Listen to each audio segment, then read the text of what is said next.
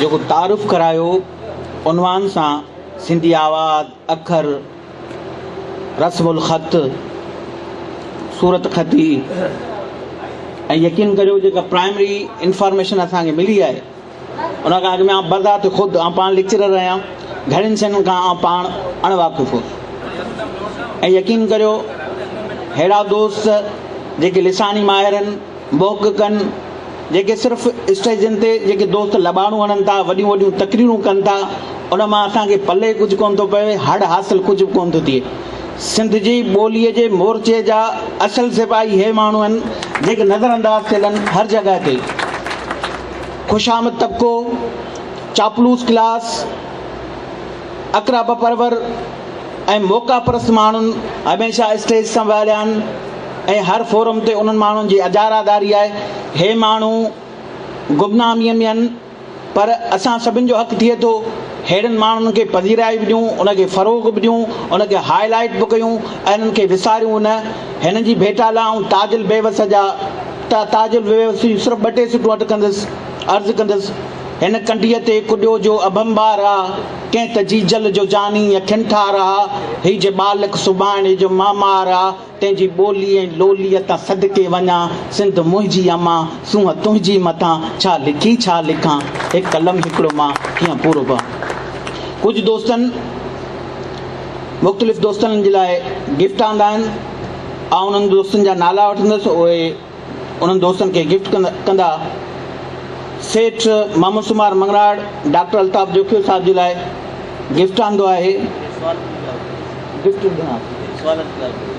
ठीकु आहे। हिन खां पोइ ॿी निशिस्त आहे सवाल जवाब जी। जंहिं बि दोस्त खे सवाल पुछणो आहे माइक ॾींदासीं। आदा उस्मान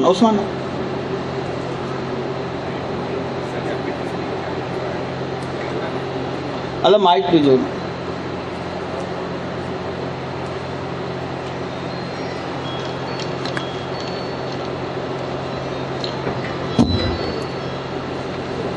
डॉक्टर अल्ताफ़ साहब मुझो को वॾो मामलो त न आहे पर हिकिड़ी शइ जेका ॿोली में सम्झ में हेसि ताईं असांखे न अची सघी आहे त हिकिड़े सुवाल में आउं 2 हिसा थो करियां ऐं महिरबानी करे हिन जो जवाबु ॾिजो त ने मुंझ णे वण ङे सिंग जा हिन क़िस्म जा जेके आहिनि अखर उन्हनि ते को लफ़्ज़ अॼु ताईं न ठहियो आहे या उन ते कमु न थियो आहे। हिकिड़ो इहो आहे। ॿियो सर आहे त ज़े ज़ाल ज़रो ज़े ऐं ज़ुआद जेके आहिनि इन्हनि जी जेका क्लासिफिकेशन आहे सा साॻी बीहे थी त उन ते बि अॼु ॾींहं ताईं का छंड छाण न थी आहे ऐं तव्हां स्कॉलर आहियो महिरबानी करे इहे असांखे सम्झाईंदा त लख लाइक़ थींदी। सही वॾी महिरबानी जो अवां सुवाल कयो आहे। सुवाल यकीनन सुवाल आहे ऐं इज़त जे लाइक़ु आहियो तव्हां। मां बि उहा ई ॻाल्हि कई त मां ॻाल्हाईंदुसि पंहिंजी कैपेसिटी आहे। मां जेका ॻाल्हि कंदुसि उहा इन ई हवाले सां कंदुसि जेका मेथडोलॉजी आहे उन हिसाब जी शइ खे ॾिसबो आहे। पहिरियों तव्हां सुवालु कयो ञे वारो ऐं णे वारो इहे जेके नेज़ल कॉन्सोनेंट्स सरबा नेज़ल कॉन्सोनेंट हिकिड़ा नेज़ल वाविल्स थींदा आहिनि। सवेर बि ॻाल्हाइण में ॿुधाइण में काफ़ी शयूं रहिजी वियूं छो जो मूंखे अहसासु थिए थो त तव्हां जेके वेठा आहियो एतिरो वक़्तु बर्दाश्त कई वेठा आहियो ऐं ॾाढियूं ख़ुश्क शयूं आहिनि। वाविल्स सां गॾु नेज़ल वाविल बि थींदा आहिनि जेके नक मां कढिबा आहिनि त हीअ जेके तव्हां ॾिसिया आहिनि इहे कॉन्सोनेंट आहिनि पर इहे वरी नक मां कढिबा आहिनि इन करे नेज़ल कॉन्सोनेंट इन्हनि खे सॾिबो आहे माना नक मां व्यंजन। ख़ासि करे हीअ जेके नक मां व्यंजन आहिनि ञे ङे ऐं णे इहो कंहिं हिकु अधु एक्सेंट में डायलेक्ट में मां न चवंदुसि एक्सेंट में इस्तेमालु थींदा आहिनि ऐं डॉक्टर नबी बख़्श बलोच बि 2 अधु लफ़्ज़ लिखिया आहिनि पर उन्हनि इन शइ खे इन हवाले सां छॾे ॾिनो आहे त इहा शइ यकसा तौर ते कान्हे। मां हिकिड़ो पंहिंजो हिकिड़ो मिसाल ॾियांव त मां हुनजो नालो बि कोन थो खणां पियो छो त वॾो नालो आहे उन हिकिड़ी डॉक्टर साहिबा जे नाले उनखे मुखातिब थी पई चई त साईं मुंहिंजी न्याणी फलाणी हाणे तव्हांजे अॻियां ॿ लफ़्ज़ पेश कंदी।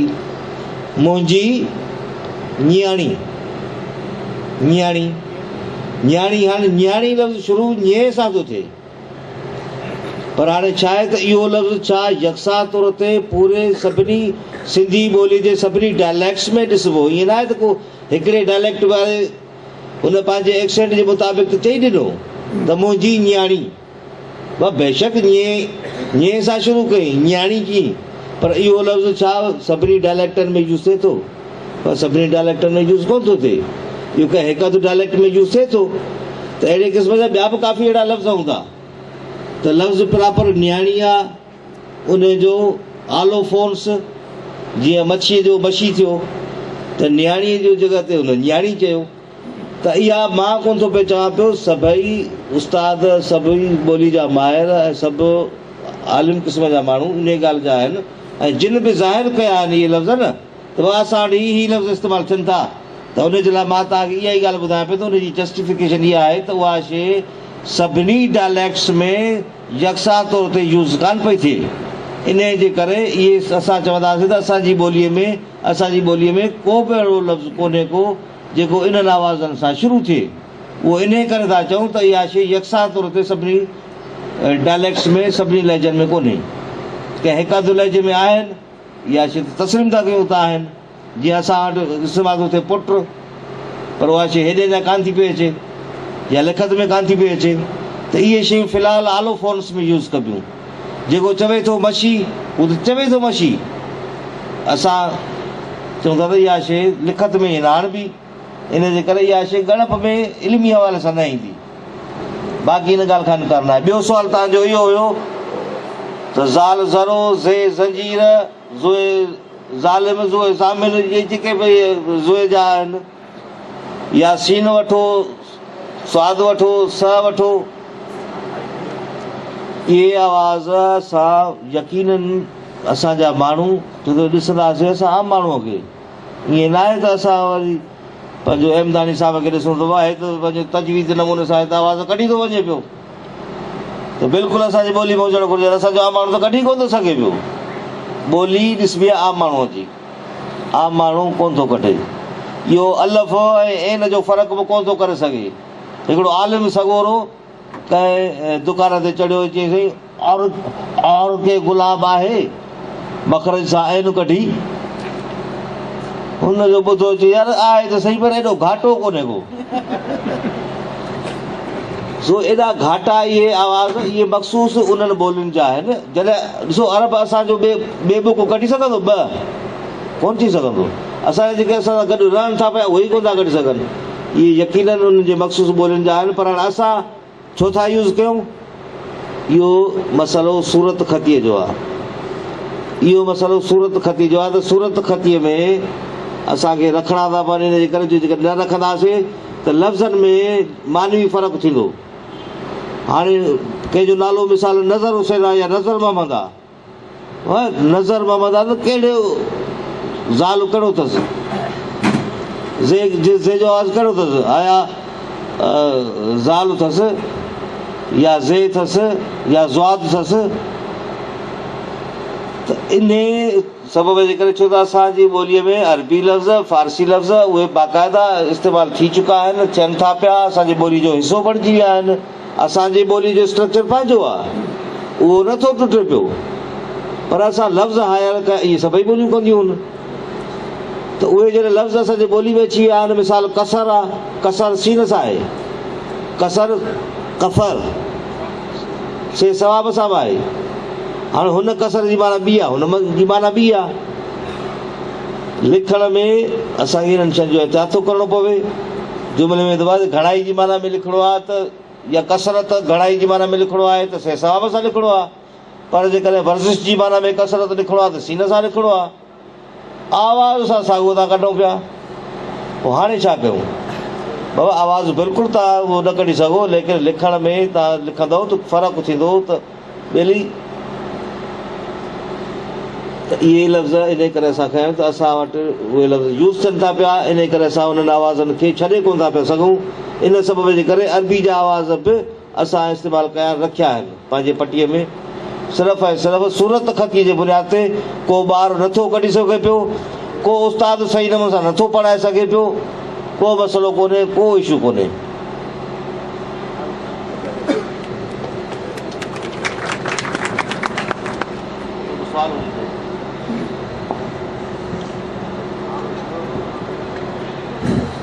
अमर खत्री सेक्रेटरी साबिक़ सिंधियत जी संगत टंडो बागो।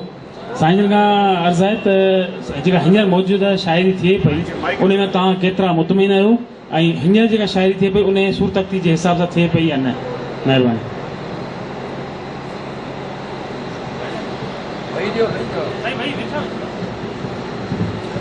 मूंखे ख़ुशी थी थिए जो तव्हांजे साम्हूं मां तव्हांजी ख़िदमत में बीहां थो।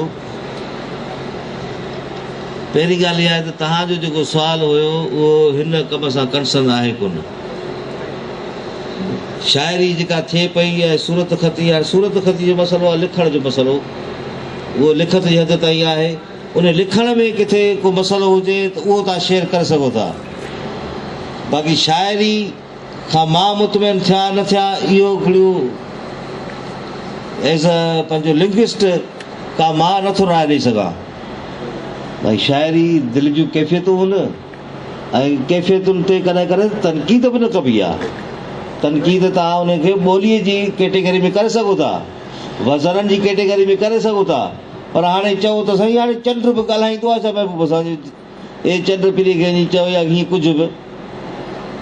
त इहा शाइरी दिलि जा सम्झो त अहसास आहिनि ऐं उन्हनि अहसासनि ते तव्हां का छेड़खानी बि कोन था करे सघो पिया। बाक़ी ॿोली जे हवाले सां जॾहिं उहो को जुमिलो हुजे, का अहिड़ी ॻाल्हि हुजे त उन में असां ॾिसी सघंदासीं। को जमा वाहिद जे चकर में मिसाल हिकिड़ो किताब जी जॻह ते चवे किताबूं त असां उन ते रद्द कंदासीं। इहा शाइरी में इहो लफ़्ज़ किताबूं इस्तेमालु न थींदो, छोजो सिंधी ॿोली जे में बि के गॾे लिखंदा आहिनि, के अलॻि लिखंदा आहिनि। इन जी स्टडी थियणु खपे ऐं इहा स्टडी थियल बि आहे। मुंहिंजी इन टॉपिक ते स्टडी थियल आहे त कहिड़ा अखर असां गॾे लिखूं, कहिड़ा असां अलॻि लिखूं। मिसाल त है ऐं करे यानी उन सबब जे करे तंहिं करे गॾु लिखूं या अलॻि लिखूं। हिक ॿिए सां सुठो हलणु घुरिजे। हाणे हिकु ऐं ॿिए अलॻि लिखणु घुरिजे या गॾु लिखणु घुरिजे, इन ते कमु थियलु आहे। ऐं इहे शयूं कॾहिं मौक़ो मिले तव्हांखे, तव्हांजे ज़हन में शयूं आहिनि।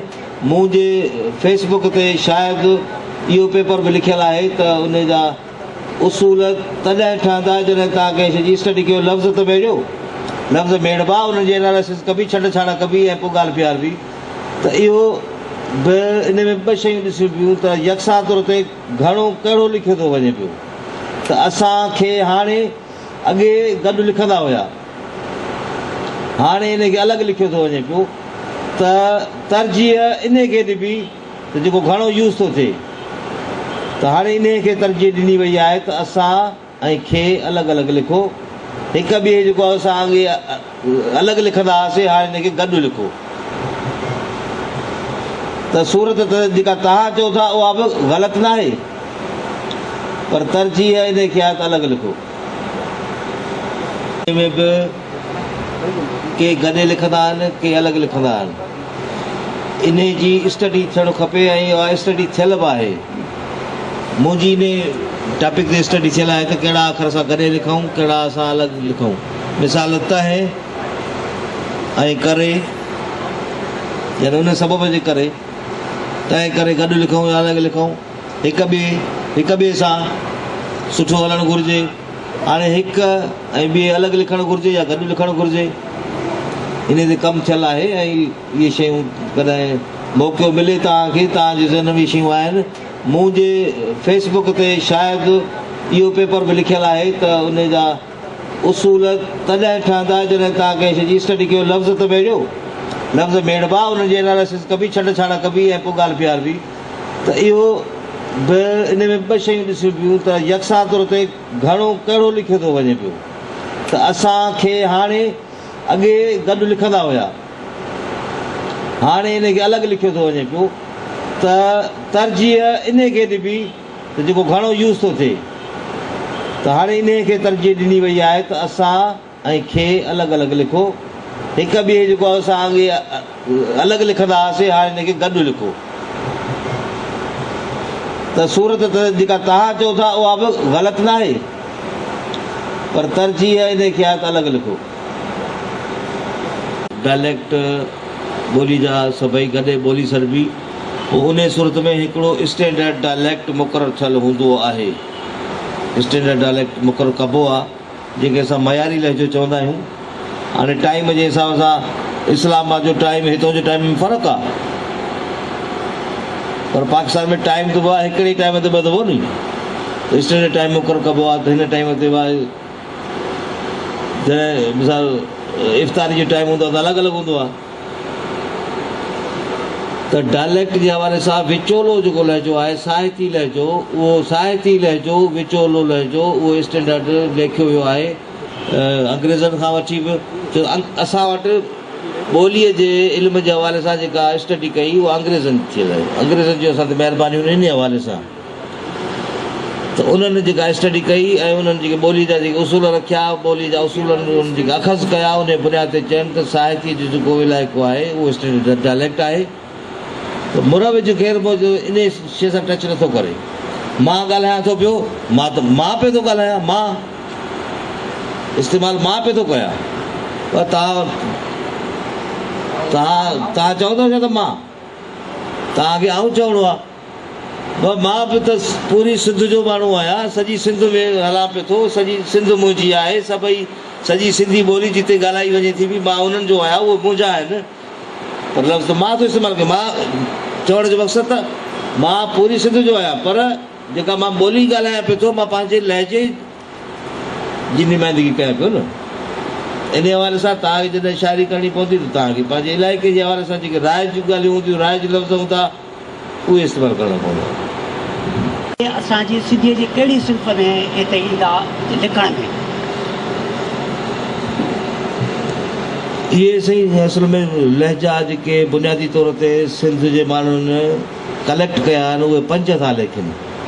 5 डायलैक्ट जंहिंखे चऊं असां लहजा।